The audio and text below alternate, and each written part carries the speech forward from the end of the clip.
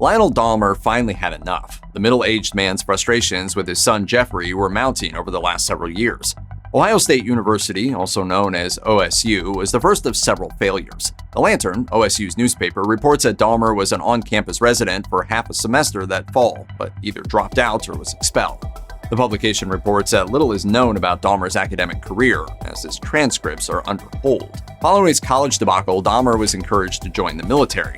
He signed up for a 3-year enlistment, hoping to become a military police officer. Instead, he trained as a U.S. Army medic and was stationed in Germany, as reported by Yahoo News. While in Germany, he began to drink excessively. His command staff became aware of his alcoholism and determined that it was making him unfit for duty, and another service member accused Dahmer of sexual assault. Dahmer was eventually discharged from the military a year after he joined. When he was discharged, the Army gave him a one-way ticket to wherever he wanted. He chose Miami, Florida, and began a job in a delicatessen. His drinking, however, soon resulted in his eviction from the motel he was staying in, ultimately leaving him homeless on the beach, according to the Galveston Daily News.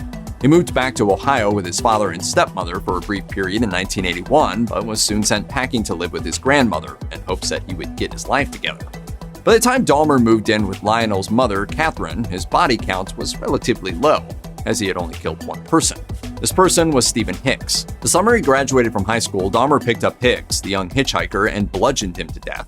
He later scattered his remains in the backyard. Dahmer took his second life in 1987 when he beat Stephen Toomey to death in a hotel room. He packed Toomey's body in luggage and returned to his grandmother's house, where he dismembered it and put it out for the trash. He eventually lured 14-year-old James Edward Dockstader and 22-year-old Richard Guerrero back to Grandma Dahmer's house in 1988, both of whom he murdered. Dahmer dismembered their bodies and put them out for the trash like Toomey's.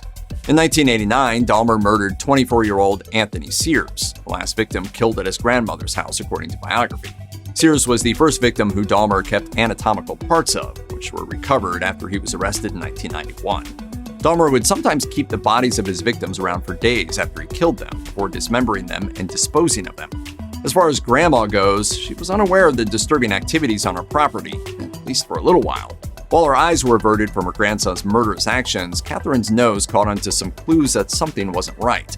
According to Distractify in 1988, Catherine Dahmer began to notice foul smells coming from the basement. Even though he eventually put the body parts out with the trash, before Dahmer worked to dismember his victims' bodies in her basement, he had a habit of keeping them around for a bit before disposing of them. The smells of decomposition, as can be imagined, did not go unnoticed, and Catherine began to complain to her grandson about it. He was dismissive of her complaints, blaming the odors on his taxidermy hobby. She didn't want to know what was going on in the basement. The smell of his victims' bodies is what led Catherine to eject Dahmer from her home that same year. Though he was able to move back in several months later, he didn't stay there long. In 1990, Dahmer moved into an apartment, living there until his July 1991 arrest. In less than 2 years at that apartment, Dahmer took the lives of an additional 12 men and teenage boys.